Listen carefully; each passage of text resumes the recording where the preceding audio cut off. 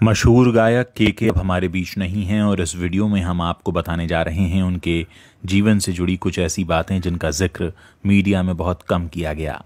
के ने हिंदी के साथ साथ तमिल, तेलुगु, कन्नड़, मलयालम, मराठी, बंगाली, असमी और गुजराती भाषा की फिल्मों में भी अपनी आवाज़ दी।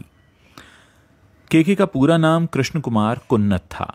के ने हिंदी के साथ बहुत सी भाषाओं में कुछ ऐसे गीत गाए जो शायद आने वाली कई सदियों तक उनके नाम रहेंगे। दिल्ली में जन्मे के की कर्म भूमि मुंबई रही। के वैसे तो बचपन में डॉक्टर बनना चाहते थे, इसीलिए के ने दिल्ली विश्वविद्यालय के किरोड़ीमल कॉलेज से पढ़ाई की। दिल्ली यूनिवर्सिटी से वाणिज्य में स्नातक करने के बाद के ने एक होटल में नौकरी की। होटल की नौकरी के ने 8 महीने बाद ही छोड़ दी। साल 1991 में के की शादी हो गई। 1994 में उन्होंने माया नगरी मुंबई का रुख किया। के ने अपनी शादी के करीब 3 साल बाद यानी 1994 में मुंबई आने का प्लान बना लिया था। अपने सपनों की तलाश में जब मुंबई पहुंचे के तो उन्हें तलाश थी एक ऐसे ब्रेक की जो उन्हें एक नई पहचान दे पाए। के को 1994 में यूटीवी के एक एड फिल्म से ब्रेक मिल गया। फिर शुरू हुआ कृष्ण कुमार कुन्नत के बॉलीवुड का मशहूर गायक बनने का सफर। के को फिल्म माचिस का गाना छोड़ आए हम वो गलियां, इससे बॉलीवुड में ब्रेक मिला और इसके बाद जो हुआ वो तो पूरी दुनिया जानती है। के ने फिर कभी पीछे मुड़कर नहीं देखा और एक के बाद एक सुपरहिट गाने देते चले गए। बॉलीवुड में आने से पहले के ने करीब 3500 जिंगल्स गाए थे, यानी गायकी का अनुभव काफ़ी था। के चर्चित गानों की बात करें तो यारों काफ़ी लोकप्रिय रहा। सलमान खान, अजय देवगन और ऐश्वर्या राय की फिल्म हम दिल दे चुके सनम का गाना तड़प तड़प के इस दिल से आह निकलती रही। बचना है हसीनों का खुदा जाने, काइट्स का जिंदगी दो पल की, जन्नत का गाना जरा सा, गैंगस्टर का गाना तू ही मेरी शब है, शाहरुख खान की फिल्म ओम शांति ओम का गाना आंखों में तेरी अजब सी, ये गाने काफ़ी लोकप्रिय हुए।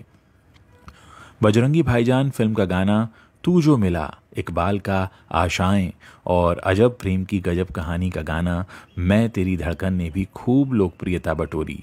के ने हिंदी के अलावा बांग्ला और कई अन्य भाषाओं के गानों को अपनी आवाज़ दी। 2 दशक से भी ज़्यादा समय तक संगीत प्रेमियों के दिलों पर राज करने वाले के अब खामोश हो गए हैं, लेकिन आने वाले लंबे समय तक लोग उन्हें इसी तरह याद करते रहेंगे। एक और बात जो उनकी मृत्यु के बाद सामने आई है कि उनके चेहरे और सिर पर चोट के निशान पाए गए और इसीलिए अब पुलिस ने एक मामला दर्ज कर लिया है और इस मामले की एक नई तरह से जांच की जाएगी कि आखिर उनके चेहरे और सिर पर ये चोट के निशान कैसे आए थे। इसीलिए अब पुलिस ने असामान्य मौत का मामला दर्ज कर लिया है। के अपनी कई तरह की बातों की वजह से हमेशा चर्चा में रहते थे। मुझे याद आ रहा है कि एक बार उन्होंने कहा था कि वो शादियों में गाना पसंद नहीं करते।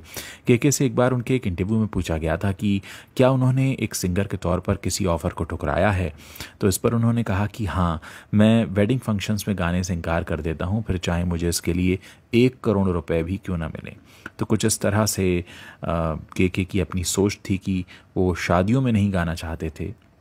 और कई ऐसे सिंगर्स हैं जो गायकी के साथ एक्टिंग में भी अपना लक आजमाते हैं। के से भी जब एक्टिंग में ट्राई करने के बारे में पूछा गया था तो उन्होंने कहा था कि प्लीज़ इसे रहने दें, मैं पीनट्स के लिए एक्ट नहीं कर सकता। कुछ साल पहले मुझे फिल्म ऑफ़र हुई थी लेकिन मैंने इनकार कर दिया। तो अपनी कभी भी उसूलों से समझौता नहीं किया के ने और इसीलिए अपने गानों के ज़रिए एक अलग पहचान बनाई और हमेशा ये कहा गया कि के की आवाज़ बिल्कुल अलग है। और उनके बारे में जो उनके दोस्त हैं वो उन्हें याद करके यही कहते हैं कि वो एक फैमिली मैन थे, कभी स्ट्रेस नहीं लेते थे और बहुत दिल से गाते थे और कभी कोई कॉम्प्रोमाइज़ नहीं करते थे।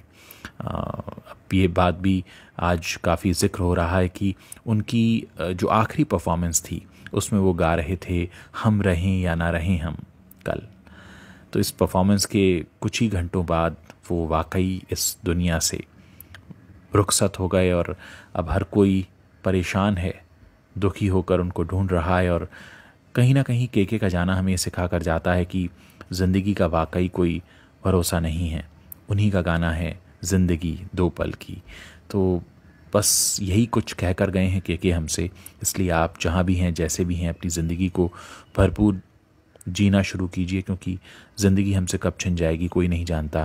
क्योंकि केके जब अपने घर से निकले थे कोलकाता में परफॉर्म करने के लिए, कोई नहीं जानता था कि ये उनके जीवन का लाइव परफॉर्मेंस आखिरी होगा। और वाकई इस समय केके के चाहने वाले हर जगह उन्हें ढूंढ रहे हैं। आज शायद सबसे ज़्यादा उन्हीं के गाने सुने जा रहे हैं, लेकिन केके हमारे बीच नहीं है। ईश्वर उनकी आत्मा को शांति दे, और अगर उनके साथ कुछ भी गलत हुआ है अंत समय में, तो उनके दोषियों को भी सज़ा मिले, यही कहा जा सकता है।